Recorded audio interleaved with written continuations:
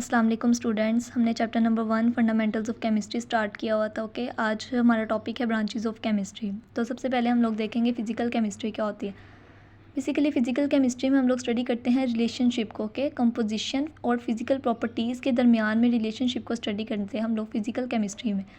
अब मैंने आपको पहले भी बताया था कि कंपोजिशन जो है वो क्या होती है। एक बार फिर से हम इसका रिव्यू ले लेते हैं। ओके, लाइक मैं एग्जांपल ले लेती हूँ। वाटर है मेरे पास।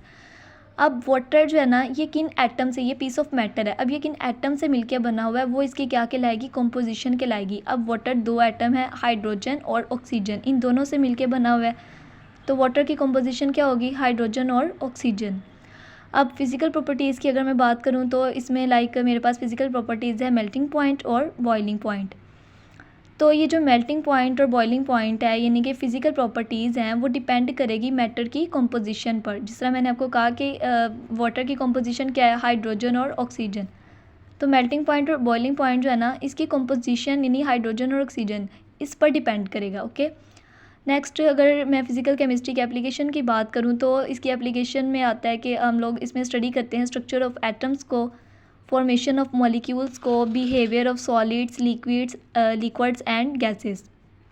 तो ये सारी चीज़ें जो हम लोग इसमें फ़िज़िकल केमिस्ट्री में स्टडी करते हैं। तो मैं आप लोगों को थोड़ा सा स्ट्रक्चर ऑफ एटम्स के बारे में बता देती हूँ कि एटम के स्ट्रक्चर के बारे में कि वो क्या होता है। तो लाइक ये जो है वो एक एटम है, ठीक है, और ये जो है वो इसके सब शेल्स हैं। एटम के बारे में बताने से पहले आप लोगों को सब एटॉमिक पार्टिकल्स का पता होना चाहिए, ठीक है। सब एटॉमिक पार्टिकल्स जो है वो तीन होते हैं, इलेक्ट्रॉन्स, प्रोटॉन्स और न्यूट्रॉन्स। जो इलेक्ट्रॉन्स है ना स्टूडेंट्स, इसके ऊपर नेगेटिव चार्ज होता है, प्रोटॉन के ऊपर पॉजिटिव चार्ज होता है और न्यूट्रॉन के ऊपर जो है वो कोई चार्ज प्रेजेंट नहीं होता। ओके, यानी कि ये न्यूट्रल होता है, नो चार्ज। अब हम देखेंगे कि ये इसकी एग्जिस्टेंस जो है वो ये कहाँ पर जो है वो एटम में प्रेजेंट होते हैं। लाइक न्यूक्लियस के अंदर जो है वो प्रोटॉन प्रेजेंट होता है, न्यूट्रॉन भी जो है वो इधर प्रेजेंट होते हैं। अब प्रोटॉन के ऊपर चार्ज क्या है, पॉजिटिव। न्यूट्रॉन के ऊपर तो कोई चार्ज है नहीं, तो ओवरऑल न्यूक्लियस के ऊपर फिर क्या चार्ज आ जाएगा, पॉजिटिव, क्योंकि इसके ऊपर तो कोई चार्ज नहीं है ना, तो फिर ओवरऑल चार्ज क्या हमारा बनेगा, वो पॉजिटिव बनेगा। अब जो शेल्स हैं, इसमें शेल के ऊपर इलेक्ट्रॉन जो होगा वो यहाँ पर शेल के अराउंड रिवॉल्व कर रहे होते हैं। ओके, प्रोटॉन और इलेक्ट्रॉन की जो तादाद होती है ना वो ऑलमोस्ट सेम होती है, but in case of isotopes ये चेंज भी हो जाती है। लेकिन ये अब क्योंकि पॉजिटिव और नेगेटिव चार्ज अब ये सेम है, तो ये एक दूसरे के इफ़ेक्ट को क्या करेंगे, कैंसिल आउट कर देंगे। इन्होंने एक दूसरे के इफ़ेक्ट को कैंसिल आउट कर दिया, तो ना तो पॉजिटिव चार्ज अब यहाँ पर आएगा और ना ही नेगेटिव चार्ज आएगा। तो इस पर जो ओवरऑल चार्ज आएगा वो हमारे पास क्या आएगा, न्यूट्रल होगा, ठीक है। ओवरऑल चार्ज क्या होगा, न्यूट्रल होगा। ओके, तो ये था फ़िज़िकल केमिस्ट्री। अब नेक्स्ट हम ब्रांच पढ़ते हैं केमिस्ट्री की, ऑर्गेनिक केमिस्ट्री। ऑर्गेनिक केमिस्ट्री में हम स्टूडेंट स्टडी करते हैं ऑर्गेनिक कंपाउंड्स को, हाइड्रोकार्बन्स को and their derivatives.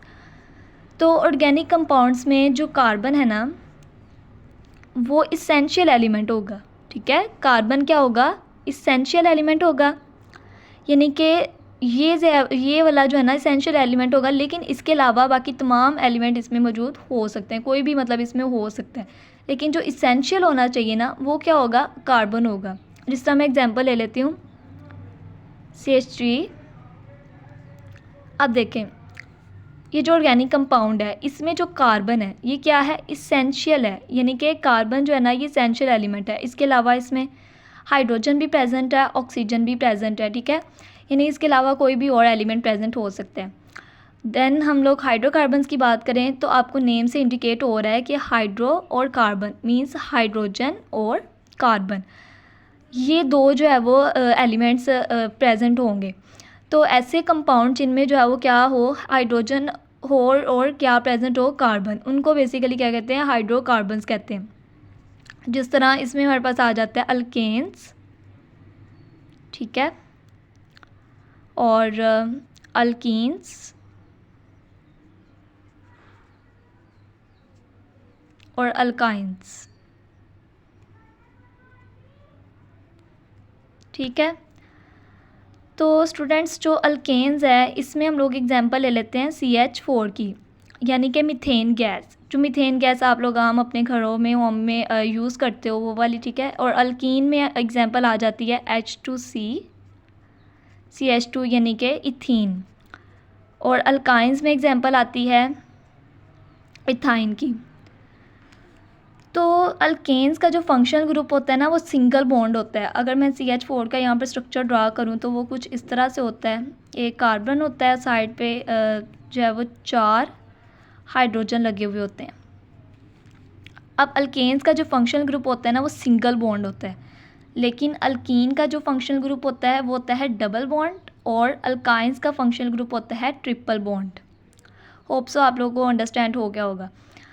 Next derivatives आपको नेम से इंडिकेट हो रहा है कि डिराइव, यानी कि ये डिराइव से जो है वो, यानी लाइक एग्जांपल हम कोई ले लेते हैं, NH3 है मेरे पास, ठीक है। हम एग्जांपल ले लेते हैं लाइक NH3 है, तो N के आउटर मोस्ट शेल में 5 इलेक्ट्रॉन्स होते हैं, ठीक है। 2 जो है वो इसमें प्रेजेंट होते हैं लोन पेयर, एक लोन पेयर होता है, और बाकी के जो 3 होते हैं ना वो अनपेयर्ड होते हैं। इसके साथ हाइड्रोजन अटैच हैं यूं। फॉर एग्जांपल CH3 के ऊपर एक फ्री रेडिकल पड़ा हुआ है। अब ये क्या करेगा, ये इस हाइड्रोजन को, अमोनिया के इस हाइड्रोजन को क्या कर देगा, रिप्लेस कर देगा, और खुद आकर इसके साथ अटैच हो जाएगा इस तरह।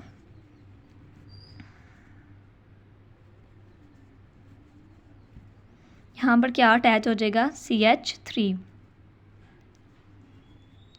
यहाँ पर हमारे पास प्रेजेंट था एक लोन पेयर। अब देखें ये क्या बन गया है, मिथाइल अमाइन। मिथाइल अमाइन, यानी कि मिथाइल अमाइन अब किसका डेरिवेटिव्स है, अमोनिया का। होप सब आपको डेरिवेटिव्स के बारे में अच्छे तरीके से समझ आ गई होगी। ओके, तो ऑर्गेनिक केमिस्ट्री में हमने किसको स्टडी करना है, organic compounds, hydrocarbons and their derivatives. Next है केमिस्ट्री की branch inorganic chemistry.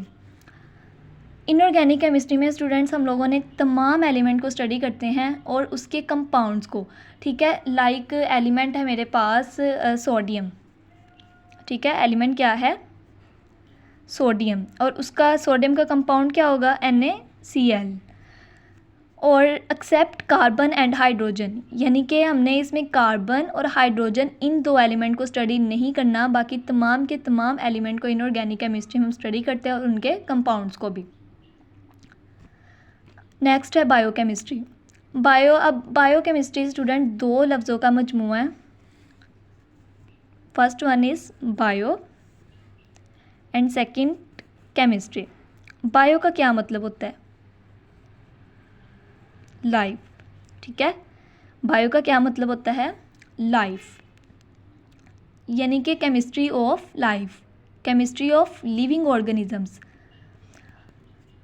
Structure, composition and reactions of substances, इसको हमने स्टडी करना है बायोकेमिस्ट्री में। But inside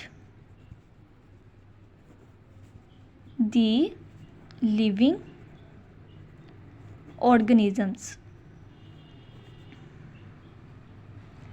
okay, inside the living organisms, यानी बायोकेमिस्ट्री में बायोकेमिस्ट्री में हमने क्या स्टडी करना है, स्ट्रक्चर को, कॉम्पोजिशन को और रिएक्शंस ऑफ सब्सटेंसेस को इनसाइड द लिविंग ऑर्गेनिजम्स, ठीक है, लिविंग ऑर्गेनिजम्स के अंदर। अब अगर मैं यहाँ पर एक एग्जांपल लूँ, लाइक कार्बोहाइड्रेट्स की एग्जांपल ले लेते हैं, ठीक है। ग्लूकोज है C6H12O6। कार्बोहाइड्रेट्स जो है, जिसे हम लोग जो हमारी डाइट होती है, ठीक है, इसको हम अपनी फूड में लेते हैं। हमने इसमें एग्जांपल लिया है ग्लूकोज की, तो हमने देखा कि इसमें हम स्टडी करते हैं स्ट्रक्चर, कंपोजिशन को। सबसे पहले कंपोजिशन को देख लेते हैं। तो कंपोजिशन स्टूडेंट्स क्या होगी, कार्बन, ग्लूकोज की कंपोजिशन अब क्या होगी, कार्बन, हाइड्रोजन। मैंने आपको बताया ना कि कंपोजिशन वो होती है कि वो किन एटम से जो है मिलके बना होता है। तो ग्लूकोज कार्बन, हाइड्रोजन और ऑक्सीजन से मिलके बना हुआ है, तो इसकी ये क्या होगी, कंपोजिशन। कार्बन कितने हैं, 6, हाइड्रोजन कितने हैं, 12, और ऑक्सीजन कितने हैं, 6। तो ये इसका क्या होगा, स्ट्रक्चर होगा। और इसमें हमने क्या स्टडी करते हैं, रिएक्शंस ऑफ सब्सटेंसेस को। लाइक देखें, हमने कार्बोहाइड्रेट जो है वो कार्बोहाइड्रेट्स इनटेक किया है, तो जब वो हमारी बॉडी में गया, वहाँ पर जाके जो है वो उसने क्या जनरेट किया है, एटीपी।